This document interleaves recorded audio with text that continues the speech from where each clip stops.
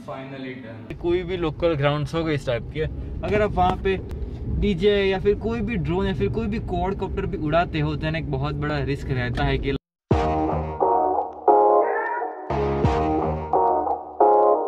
Hello everyone, a very good morning. So 2 दिन पहले मैं गया था साबली। मैंने साबली के दोनों vlogs, the part 1 and the part 2, the motor vlog and the cinematic type of shots जो मैंने लिए हैं पार्ट 2 के अंदर विद माय डीजे अटेलो and as well as my प्रोकस रश एक्शन कैम। सो वो दोनों व्लॉग्स ऑलरेडी चैनल पे लाइव हो चुके हैं। आप जाओ जाके पहले वो वाले दोनों व्लॉग्स चेकआउट करो, आप लोगों को काफ़ी ज़्यादा मज़ा आएगा। अगर मज़ा नहीं आया तो पैसे वापस। Just kidding. Anyways, welcome back to my channel everyone. I hope you are doing great. और मैंने आई थिंक निकलने से पहले कहा था कि मेरी बाइक की हालत अच्छी खासी बिगड़ी हुई है बिकॉज मैंने उसे वॉश नहीं करवाया है। और अब राइड के आने के बाद भी राइड के आने के बाद कुछ ऐसी हालत हो गई है बाइक की, पीछे से और आगे से भी। Just look at the engine, at the mudguard, at the all this things because of the off road driving जो हमने की थी in the part 2 of my Sabli vlog. जैसे कि मैंने कहा, आप लोग वो जाके देखो, काफ़ी ज़्यादा मज़ा आएगा। I am damn 100% sure. साथ सोच रहा हूँ कि बाइक को अच्छी खासी वॉश कर दे। अगर आप में से किसी को भी याद हो तो आई थिंक मैंने मेरे 2-3 ब्लॉग्स पहले कहा था कि मेरा जो बाइसिकल माउंट है, जो मैं स्पेशली मेरे मोटर ब्लॉग्स के लिए यूज़ करता हूँ, वो यहाँ से टूट गया है। जो कैन सी हियर, यहाँ पे मैंने बॉन्टेड गम ला के इसको चिपका डाला था। और ऑफ कोर्स मैं टूटा हुआ बाइसिकल माउंट तो परमानेंटली यूज़ नहीं कर सकता। सो फाइनली मुझे ऑफलाइन मार्केट में एक मिल गया, मैंने इसे खरीद दिया और फाइनली ये वाला माउंट मुझे डिलीवर हो गया है। एंड आप लोग मानोगे नहीं guys, it was the only last piece available in the shop. So मैंने बोला अर्चिल को कि भाई तो फटाफट इसे खरीद के मुझे होप है उतना जल्दी बेच दे, बिकॉज मैं टूटा हुआ माउंट और ज़्यादा इस्तेमाल नहीं करना चाहता। और अब मैं शिफ्ट होने वाला हूँ ये माउंट पे, और मैं इसको रखूँगा एज अ बैकअप कि मान लो अगर कभी किसी रोज़ गलती से भी ये वाला माउंट टूट गया तो एटलीस्ट मेरे पास तो एटलीस्ट मेरे पास ये वाला ऐसा बैकअप तो रहेगा ही। और एक और बात मैं बताना भूल ही गया, अगर आपके भी ऐसे वाले कोई भी बाइसिकल माउंट या फिर अगर आपके ऐसे भी कोई भी एक्शन कैम वाले माउंट हो गए या फिर इस टाइप के स्क्रूज या फिर ये वाला जो माउंट है, अगर आपके ऐसे माउंट्स टूट गए हो देन आप लोग ये वाला बॉन्टेड गम ले सकते हो। जस्ट आप लोग एक स्क्रीनशॉट ले लो, बट मेक श्योर करना कि आपका गम ये ऐसा वाला पर्पल कलर का होना चाहिए, बिकॉज इसमें भी कई सारे टाइप्स आते हैं। जहाँ भी आपका टूटा है वहाँ पे आप इसे चिपका दो and you are good to go again. ये सिर्फ एक टेम्पररी जुगाड़ है, आप लोग इसमें से भरोसा तो कर सकते हो, बट देन मैं ऐसा बिल्कुल प्रीफर नहीं करूँगा। अच्छा वाला नया वाला माउंट खरीद लो। टेम्पररी तो अच्छा खासा जुगाड़ ही है, आपका अच्छा खासा काम चल जाएगा without any kind of risk, because मैं इस पर ऑलरेडी एक राइड मार के आया हूँ, जैसे कि मैंने कहा एट द साबली।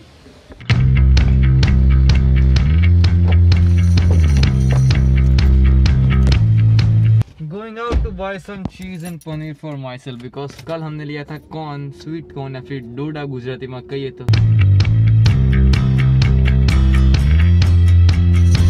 ऐसे लोकल आजू बाजू के अगर आप कोई भी ग्राउंड से अपना कोई भी ड्रोन उड़ाते हो, स्पेशली टेलो या फिर उससे कोई भी बड़े ड्रोन हो गए, जैसे कि वो DJI Mavic या फिर DJI Spark भी हो गया। वेट अ मिनट,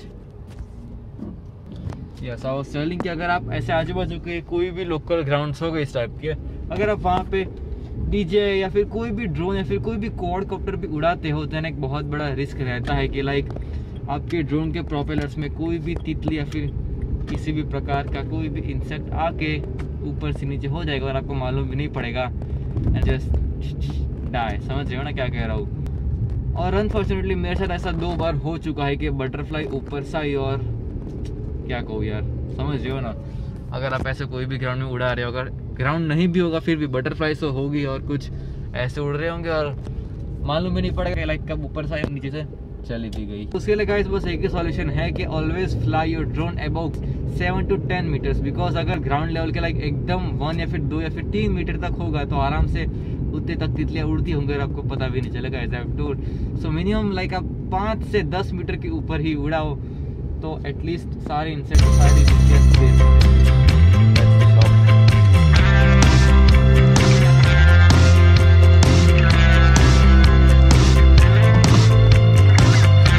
देख के तो ऐसा लग रहा है कि लाइक पूरा कर्फ्यू हो गया है।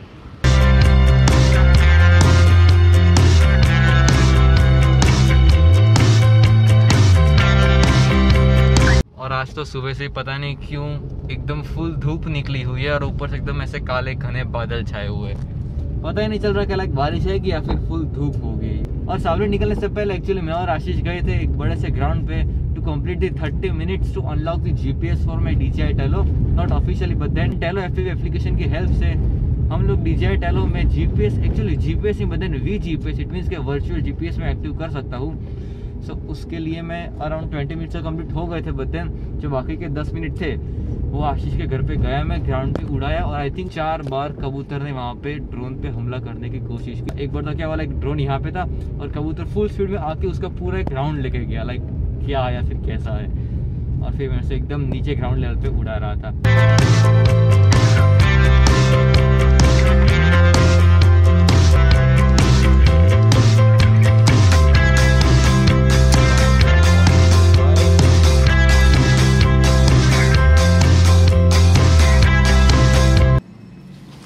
This is for the cows. So I have two options whether I have to use this pipe or else this bucket. So I'm just gonna use this because इसे निकाला फिर वापस लगाओ, so I think bucket is better.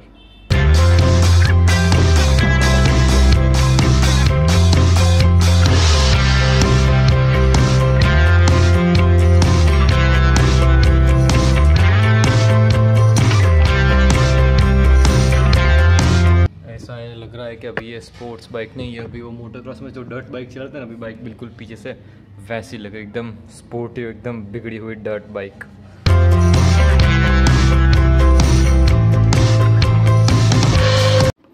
ये देखो भाई साहब कितनी मिट्टी निकली, ये तो भी सिर्फ पीछे का मैंने ये जंपर और ये मडगाड़ी साफ़ किया, अभी आगे तो पूरी बाइक बाकी है, लेकिन फिर भी कितनी निकली है बॉस। यहाँ से एक बार देखो,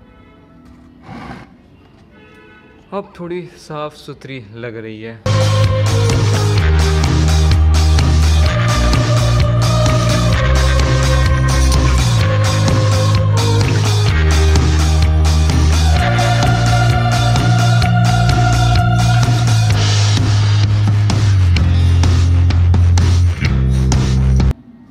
फाइनली डन।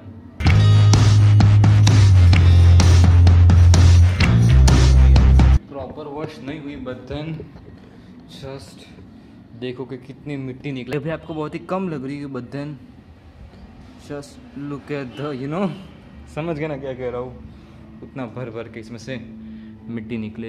वैसे अगर आप में से किसी को याद हो तो मैंने कहा था कि like brake oil is very necessary, because जब मैंने इससे लास्टली जब मैंने पूरी बाइक को, इट मीन्स के जो मैंने फाइबर बॉडी चेंज करवाई थी, उस वक्त मैंने आगे और पीछे मैंने दोनों जगह पे एकदम नए वाले ब्रेक लाइनर्स लगवाए थे।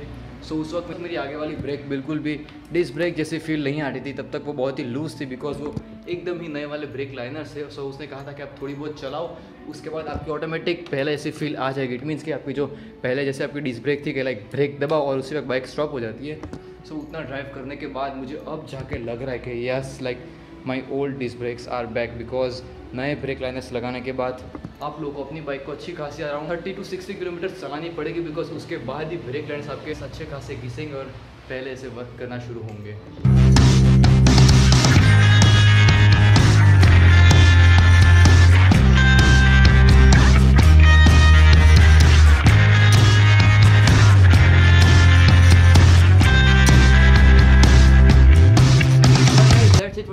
आई नो कि ये वाला व्लॉग काफी ज्यादा शॉर्ट एंड सिंपल बनना है, बट देन मुझे भी जाना है फटाफट से बाहर, थोड़ा इमरजेंसी काम है, इसलिए I have to end the video right here. तो मैं आप लोगों से मिलता हूँ नेक्स्ट व्लॉग में, तब तक के लिए दैट्स डन है। But before that like share and subscribe to my channel, बाजू में एक बेल आइकन होगा, उससे भी नोटिफिकेशन ऑल पे कर देना, आप लोग मेरे सारे वीडियोस देखते रहोगे राइट। मैं आप लोगों से मिलूंगा नेक्स्ट व्लॉग में, तब तक के लिए दैट्स डन है। बट बिफोर दैट वापस से रिमाइंड कर दूं कि साबली के दोनों पार्ट 1 पार्ट 2 अपलोड हो गए, तो जाओ जाके वो वाले ब्लॉग्स देखो। Bye bye, that's done.